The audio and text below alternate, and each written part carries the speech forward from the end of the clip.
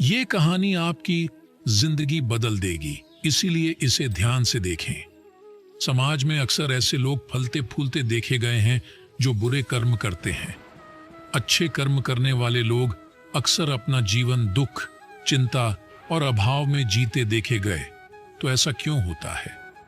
क्यों अच्छे कर्म करने वाले को अच्छा फल प्राप्त नहीं होता है और इसके विपरीत बुरे कर्म करने वाले किस प्रकार अपने जीवन में संपन्नता, खुशी, पैसा और सुख और ऐश्वर्य का भोग कर पाते हैं? आपके मन में उठे हुए सारे सवालों के जवाब आपको इस बोध कहानी में मिलेंगे। कहानी छोटी सी है, मगर मन के सभी संशय, सभी शक, सभी संदेह दूर करने वाले हैं। प्राचीन समय की बात है, एक बहुत बड़ा सम्राट हुआ करता था जिसके अधीन बहुत सारे राज्य आते थे। अपनी प्रजा को हमेशा सुखी रखना ही उसका एकमात्र कर्तव्य रहा करता था, लेकिन धूप और छांव की तरह जीवन में उतार चढ़ाव आते रहते हैं। हमेशा इंसान को वो हासिल नहीं होता जो वो सोचता है। कई बार परिस्थितियां विपरीत हो जाती हैं और ऐसी ही परिस्थितियां उस सम्राट के सामने खड़ी डीढ़ी हो गई थी। इतने वर्षों से जो प्रजा अपने धर्म का पालन करते हुए आ रही थी, अब वही प्रजा बाकी हो गई थी। प्रजा में लूट, चोरी, डकैती और नफरत बढ़ने लगी थी और इसी वजह से उसके राज्य में अशांति फैलने लगी थी। सम्राट दिन रात चिंतित रहने लगा। उसे समझ में नहीं आता था कि वो अपनी प्रजा को किस प्रकार का उपदेश दे, किस प्रकार उन्हें समझाएं कि मेहनत करने से ही जीवन में असली खुशी आती है। चोरी करना, डकैती करना, दूसरों से घूस लेना, रिश्वतखोरी या फिर दूसरों का हक मारना, ये सब पूरे कर्म होते हैं और इनका नतीजा भी बुरा ही होता है। लेकिन सम्राट तो ये बात समझ रहा था और जब वो अपनी प्रजा को ये बात समझाने की कोशिश करता तो उसकी प्रजा उसकी बात को समझ ही नहीं पाती थी। जब भी वो अपनी प्रजा को समझाने की कोशिश करता, तभी उस प्रजा में से कोई ना कोई इंसान ऐसा सवाल पूछ लेता। इसका जवाब, इसका उत्तर उस सम्राट के पास था ही नहीं। आखिरकार बहुत सोच विचार करने के बाद भी जब सम्राट को इस प्रश्न का कोई उत्तर नहीं मिला, तो उसने अपने राज दरबार में सभी विद्वानों की, सभी मंत्रिमंडल की एक सभा बुलाई और इस प्रश्न को सभी के सामने रखा और सबसे इसका उत्तर पाने की आशा जताई और कहा कि अगर कोई विद्वान इस प्रश्न का उत्तर दे सकता है तो मैं अपनी प्रजा में खुशहाली पहले की तरह वापस ला सकता हूं। इसीलिए जो भी विद्वान या जो भी मंत्री इस प्रश्न का सही जवाब देगा, मैं उसे 10,000 सोने की मुद्राएं अपनी तरफ से भेंट करूंगा। सभी ने कौतूहल के साथ वो प्रसन्न सम्राट से पूछा तो सम्राट ने सभी को बताया कि प्रसन्न बद्धा सीधा सा है कि बुरे कर्म करने वाले को बुरा फल प्राप्त क्यों नहीं होता है। मेरी प्रजा मुझसे यही जानना चाहती है कि अगर डकैती, चोरी, घूसखोरी या फिर दूसरों का हक मारना बुरा कर्म है, तो ऐसे लोग अच्छा जीवन क्यों जीते हैं, और जो लोग कोई भी बुरा काम नहीं करते, वो जीवन में इतनी परेशानी क्यों झेलते हैं। सम्राट ने सभी से याचना की कि मैं कोई ऐसा उत्तर चाहता हूं ताकि अपनी प्रजा के बीच पहले की तरह व्यवस्था कायम कर सकूं, उन्हें सही धर्म का मार्ग दिखा सकूं, उनके सामने साबित कर सकूं कि बुरा कर्म करने का नतीजा बुरा ही होता है। लेकिन मेरे पास इसका कोई ऐसा तर्क नहीं है जो मैं उन्हें दे सकूं और इसीलिए मेरी प्रजा के ज्यादातर युवा मेहनत करने की जगह चोरी, डकैती या फिर इसी तरह के दूसरे बुरे कर्मों में फंसे हुए हैं। मैं उनको बाहर निकालना चाहता हूं, अपने राज्य में फिर से शांति कायम करना चाहता हूं। कोई भी विद्वान जो अपने तर्क से मुझे संतुष्ट कर देगा, उसका बहुत बद्धा आभारी रहूंगा। उसके इस उत्तर के लिए मैं और मेरे राज्य की सारी प्रजा हमेशा जीवन पर्यंत उसके कृतज्ञ रहेंगे। इसका उत्तर देते हुए एक मंत्री ने सभा में खड़ी ढीहे होकर सबको संबोधित करते हुए कहा कि राजन, हो सकता है कि कर्म का फल अभी प्राप्त ना हो, लेकिन आने वाले समय में उस कर्म का फल अवश्य मिलता है। हो सकता है उसने जवानी में बुरे कर्म किए हों, लेकिन बुढ़ापे में उसको उसका फल भोगना पड़ेगा। ये विधि का विधान है। इस पर सम्राट ने उत्तर दिया कि मंत्री जी, मैंने अपने जीवन में बहुत से लोगों को देखा है जो जीवन प्रांत बुरे कर्म करते रहते हैं, जवानी में भी बुढ़ापे में भी, लेकिन उसके बावजूद वो सुख, संपन्नता, वैभव और भोग विलास को भोग कर ही मरते हैं। कोई भी कर्म का विधान जो कथन आप कह रहे हैं, मैंने अपनी आंखों के सामने वो गलत साबित होते हुए देखा है। बहुत बार ऐसा देखा गया है। इस पर उस मंत्री ने उत्तर दिया कि राजन, हो सकता है कि उसे अपने कर्मों का फल इस जन्म में प्राप्त ना हुआ हो, लेकिन अगले जन्म में तो उसे अपने कर्मों का फल अवश्य भोगना पड़ेगा। इसीलिए हम देखते हैं कि कुछ लोग जन्म से ही हमेशा दुख में रहते हैं। शारीरिक दुख, मानसिक दुख, ऐसे दुख कुछ लोगों के साथ जन्म से ही जुड़ होते हैं। भला ऐसे लोगों ने क्या बुरा कर्म किया है? कुछ लोग जन्म से ही अंधे पैदा हो जाते हैं, कुछ लोग अपंग हो जाते हैं। तो इस जन्म में ऐसे लोगों ने क्या बुरा कर्म किया है जो उन्हें ये फल भोगना पड़ा? इस बात का उत्तर देते हुए सम्राट ने कहा कि मंत्री जी, बहुत से लोग दुनिया में ऐसे हैं जो अगले जन्म पर विश्वास ही नहीं करते। तो क्या ऐसे लोगों को कर्मों पर विश्वास ही नहीं करना चाहिए? क्या उनके लिए कर्मों के कोई मायने नहीं है? अगर इस जन्म में ही कर्मों का फल प्रामाणिक रूप से सबके सामने मिले, तब तो लोगों का विश्वास कर्म के सिद्धांत पर कायम हो। लेकिन अगर उनके सामने जीते जी उस कर्म का फल आए ही ना, तो भला लोग कर्म के सिद्धांत को मानेंगे ही क्यों? और मुझे तो अपनी प्रजा को समझाना है। भला मैं अपनी प्रजा को ये तर्क देकर किस प्रकार समझा पाऊंगा? प्रजा में तो हर तरह के लोग उपस्थित होंगे जो अगले जन्म को मानते भी होंगे, लेकिन अधिकतर लोग ऐसे भी हो सकते हैं जो अगले जन्म में विश्वास ही नहीं रखते। भला उन लोगों को मैं कैसे संतुष्ट कर पाऊंगा?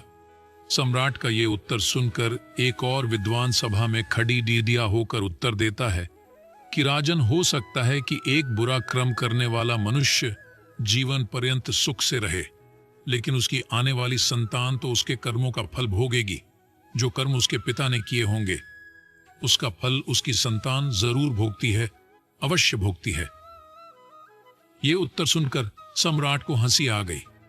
उन्होंने कहा कि यह विद्वानों की सभा है, जरा सोचकर बोलिए, अगर एक इंसान कर्म कर रहा है, अगर एक मनुष्य खुद के कर्म संचित कर रहा है, तो भला ऐसा कैसे हो सकता है कि कोई दूसरा उसके कर्म का फल भोगे? एक तरफ तो हम कहते हैं कि मनुष्य है, इस जीवन में अकेला आता है और अकेला ही जाता है ना। मनुष्य किसी का पुत्र है, न किसी का बेटा है, न किसी का पति है, बस वो एक चरित्र निभा रहा होता है।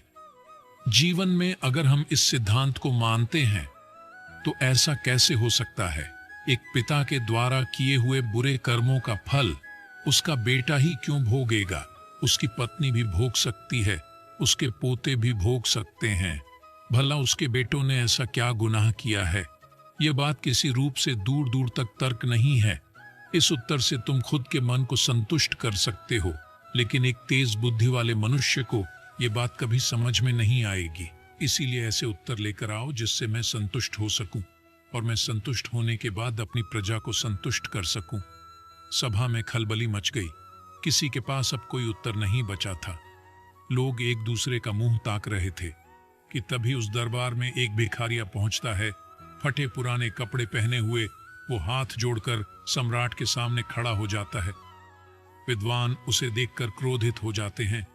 उस सम्राट से कहते हैं कि राजन, आपने यहां विद्वानों की सभा बुलाई है, यहां पर यह भिखारी क्या कर रहा है? यह सुनकर सम्राट अपने दरबारियों को बुलाकर पूछता है कि तुमने इस भिखारी को राज दरबार में क्यों घुसने दिया?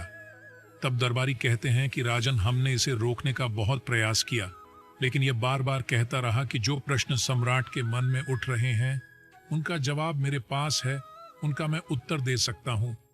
अगर मैं एक बार राज दरबार में पहुंच गया और इसके बार बार याचना करने पर हमने इसको अंदर आने दिया। ये सुनकर सभी विद्वान जो सभा में उपस्थित थे और सभी मंत्रिमंडल ठहाके मार मार कर हंसने लगे। उन्होंने कहा कि जिस प्रश्न का जवाब इतने बड़े बड़े विद्वान नहीं दे पा रहे, उसका जवाब भला एक भिखारी कैसे देगा? भिखारी के चेहरे पर मंद मुस्कान थी, उसके मन में किसी के प्रति कोई ईर्ष्य भाव नहीं था। जब राजा ने भिखारी का ये चेहरा देखा, तब राजा को एहसास हुआ कि शायद इस भिखारी को आत्मज्ञान प्राप्त हो चुका है। एक बार इसकी बात अवश्य सुननी चाहिए। उस भिखारी ने कहना शुरू किया कि राजन, इन फटे पुराने कपड़ों को देखकर आपके दरबारी मुझे अंदर घुसने नहीं दे रहे थे, लेकिन मैं अपने नगर में लोगों से दूर एक कुटिया बनाकर रहता हूँ और दूर दूर से लोग मेरे पास अपने प्रश्नों के उत्तर जानने के लिए आते हैं। वहां भी मैं ऐसे ही फटे पुराने कपड़े पहनता हूं, लेकिन वे लोग मेरी बड़ी प्रशंसा करते हैं। लेकिन इन फटे पुराने कपड़ों की अहमियत आपके राज्य में आकर खत्म हो गई। ऐसा क्यों है कि मेरे नगर में लोग मेरी इज्जत करते हैं और यहां पर लोग मुझे भिखारी समझते हैं? इंसान तो मैं वही हूं, कर्म भी वही किए हैं। कर्मों का फल एक स्थान से दूसरे स्थान पर आने से बदल क्यों गया? क्या स्थान बदलने से कर्मों का फल भी बदल जाता है? बड़ा ही अद्भुत सवाल था। सभी विद्वान अवाक रह गए। उत्तर नहीं था। सम्राट ने सभी विद्वानों की तरफ देखा, लेकिन सबके चेहरे मुरझाए हुए थे। सम्राट ने उस भिखारी से ही पूछा कि मास्टर जी, आप ही बताइए कि क्या स्थान बदलने से कर्मों का फल बदल जाता है?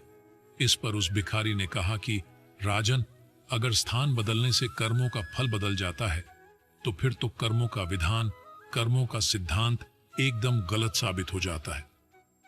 सिद्धांत का असली मतलब यही होता है कि जिस पर स्थान और समय का कोई प्रभाव न पड़े। स्थान बदलने से कर्मों के फल नहीं बदलते हैं। कर्मों का फल प्राप्त करने के लिए सही माहौल या कहे कि सही वातावरण होना आवश्यक होता है।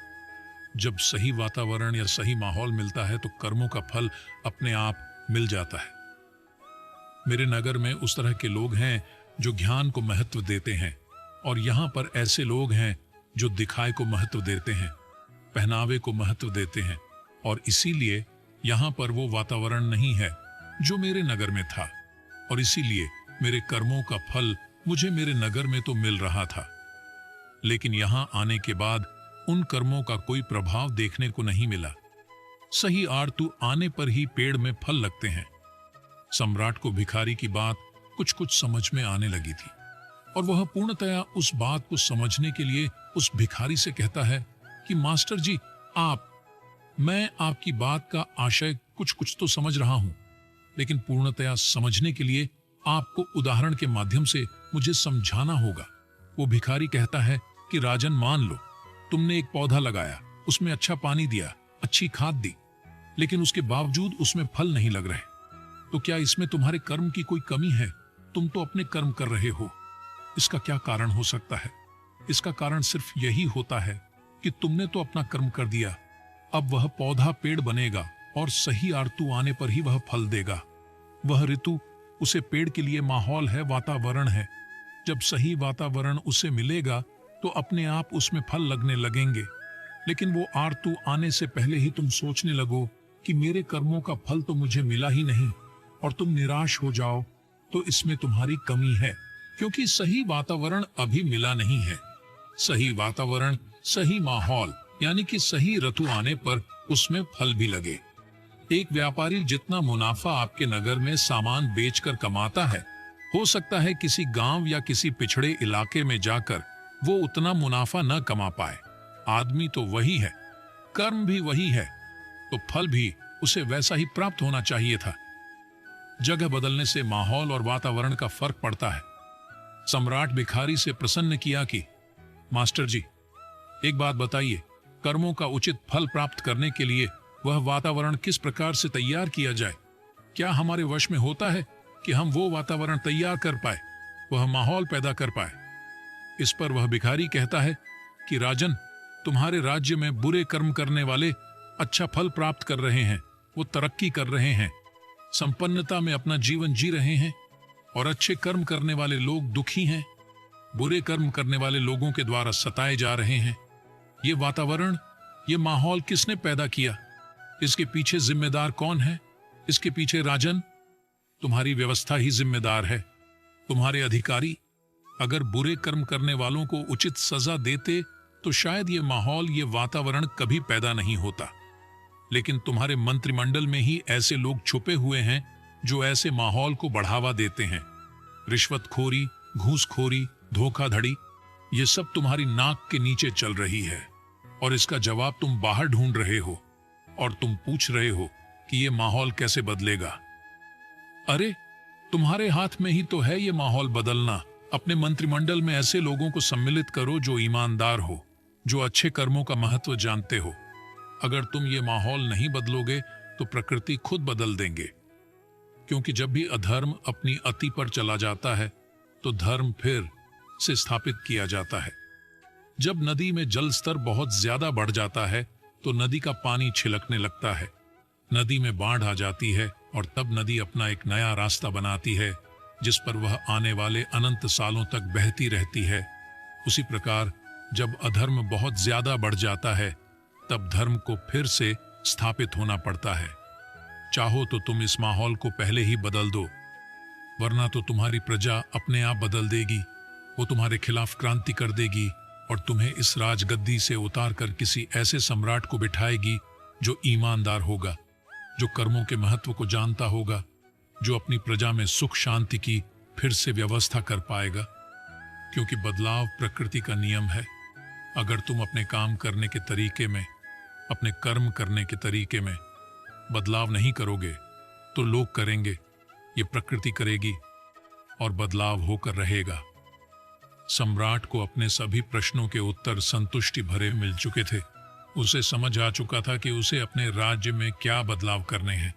सम्राट ने उस भिखारी को अपने मंत्रिमंडल में शामिल कर लिया और अपने राज्य में उचित व्यवस्था बनाने शुरू कर दी। तो दोस्तों, कैसी लगी है ये कहानी? कमेंट बॉक्स में कमेंट कर जरूर बताएं दोस्तों। अगर आपने अभी तक हमारे चैनल को सब्सक्राइब नहीं किया है तो प्लीज आप हमारे चैनल को सब्सक्राइब कर लीजिए। तो चलिए दोस्तों, मिलते हैं नेक्स्ट वीडियो में किसी और एक नई कहानी के साथ। तब तक अपना ख्याल रखें।